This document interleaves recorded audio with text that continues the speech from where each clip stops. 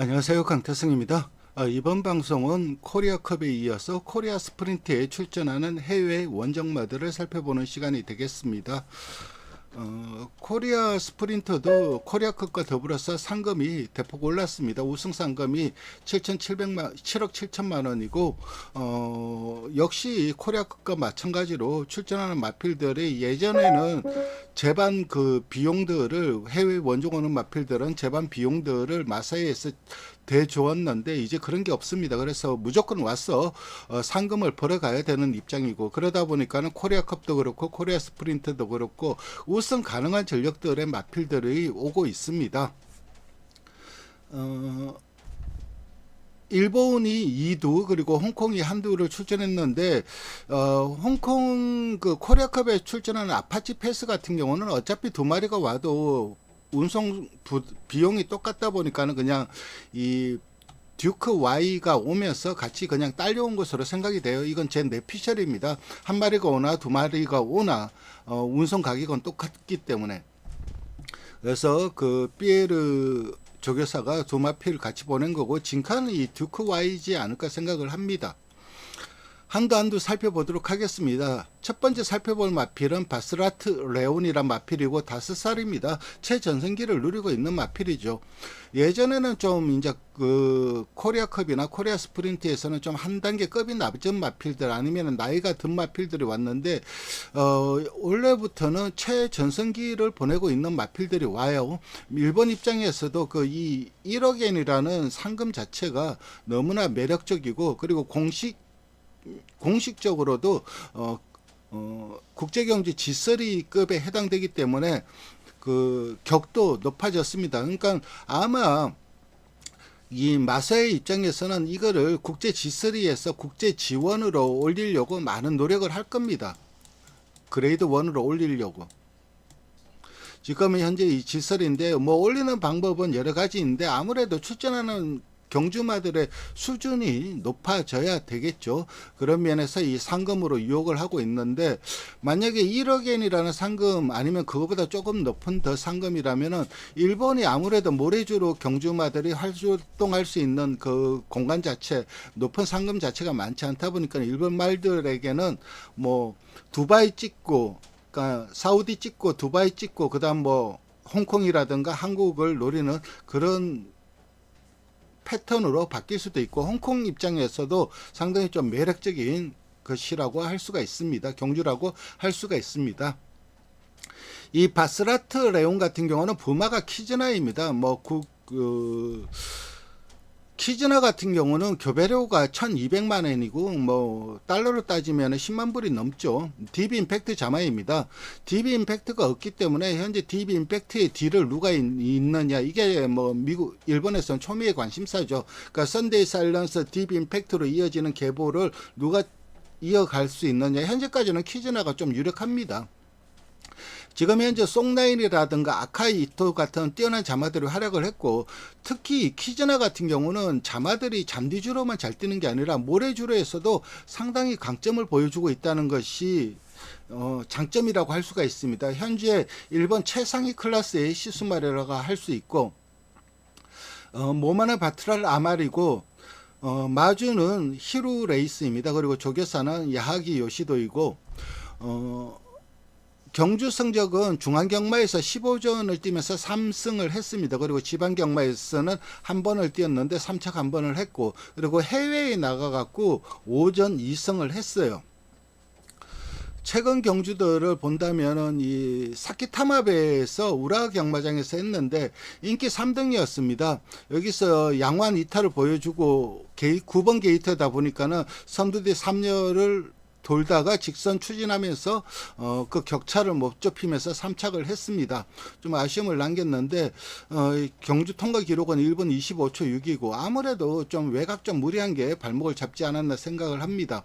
3월 25일 경주는 고돌핀 마일 그 두바이 원정 간 경주이죠. 1600m 경주에 있는데 선두뒤 외곽 전개 후에 직선 초반부터 추진해보나, 그러니까 직선에서 이제 먼저 치고 나갔어요. 그러면서 2착으로 쭉쭉 가다가 종반 다 와갖고 외곽에 있는 마필들한테 역전을 허용하면서 4착으로 마감을 했고, 2월 경주는 터프 스프린트 경주입니다. 킹 압둘 아지즈 경마장이고 선행으로 경주를 주도했습니다. 그리고 직선까지 막판까지 버티면서 우승을 했는데 23세 시즌에 굉장히 좀 좋은 활약을 펼쳤습니다. 그러다가 3세 중반 NHK 마일에서 출발 직후에 이제 기수가 낙마가 됐어요. 그러니까 말이 혼자 뛰었습니다. 말이 전도되지는 않았어요. 혼자 뛰었는데 그때 이제 말이 좀 멘탈적으로 문제가 있었는지 연속으로 하위권 부진한 성적을 거뒀습니다. 그리고 4세 시즌 그걸 좀 변화를 주기 위해서 이제 해외 원정을 많이 다녔어요. 두바이부터 시작해갖고 영국, 프랑스 이런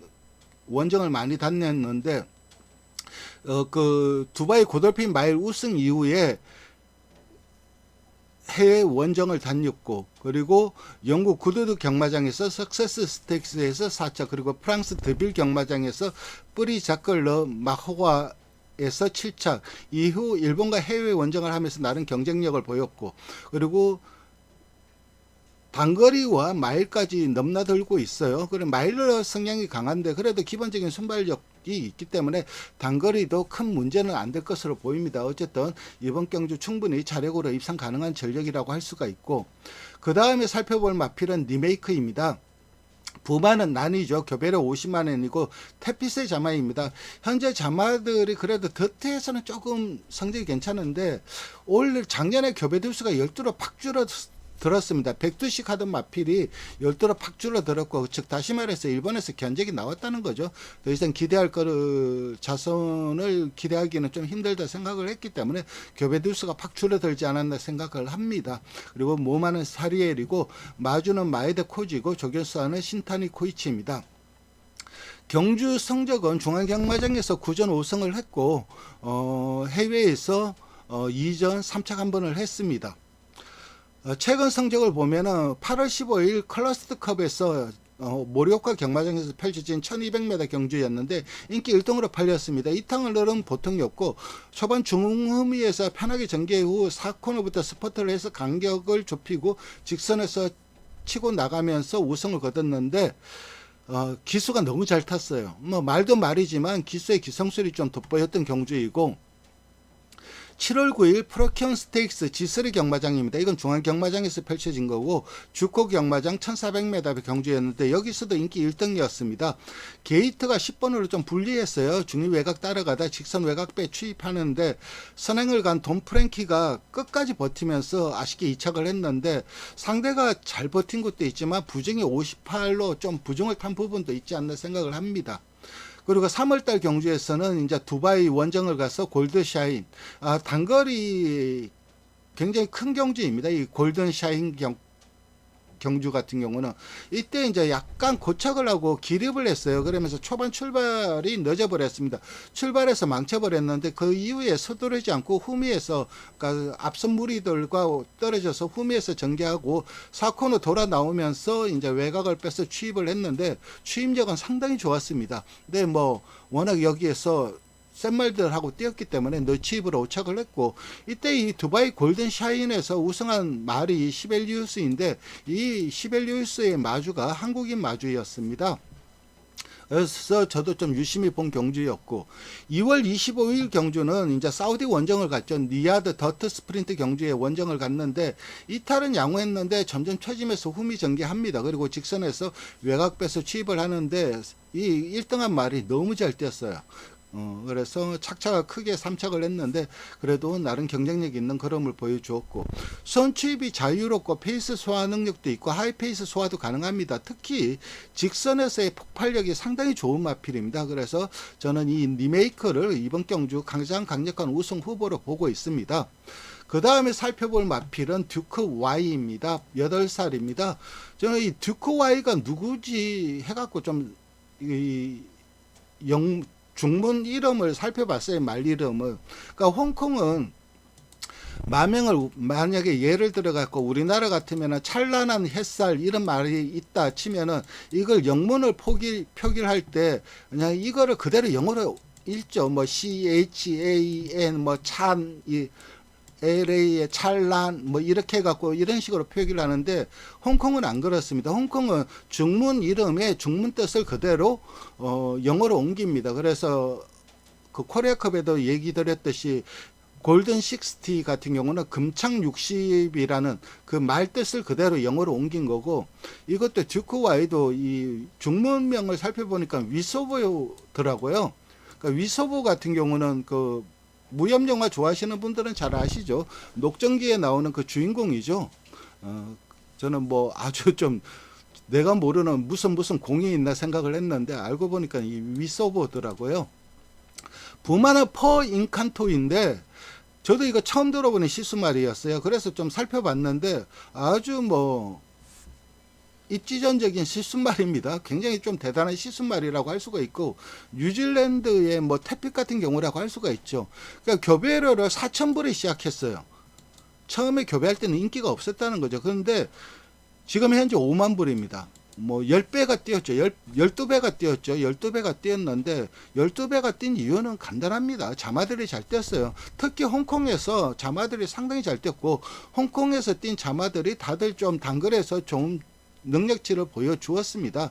그래서 이 퍼 인칸토는 괜찮은 치수말이구나 하는 생각이 들었고, 모마는 스완 네이크이고, 마주는 헐맨 와이 호맨이고, 조교사는 역시 삐에로옹입니다.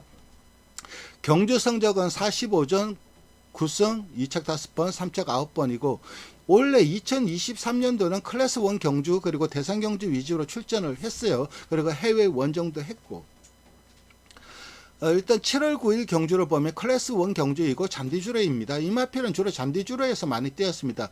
6도의 단출한 편성이었어요. 이탈은 평범했고 3선 2열 따라가다 직선 치고 나가며 추임력을 보여주나 종반 무대짐에 사착을 했는데 그 착차가 없었어요. 착차가 없었는데 나름 경쟁력을 보여줬는데 결국 이거는 사착을 한 막판에 이제 종반 초반만 해도 치고 나오는 탄력이 좋았기 때문에 충분히 해볼 만하다는 생각이 들었는데 결국 종반 무너지는 이유는 부당 중량이 너무 높았어요. 60.7kg.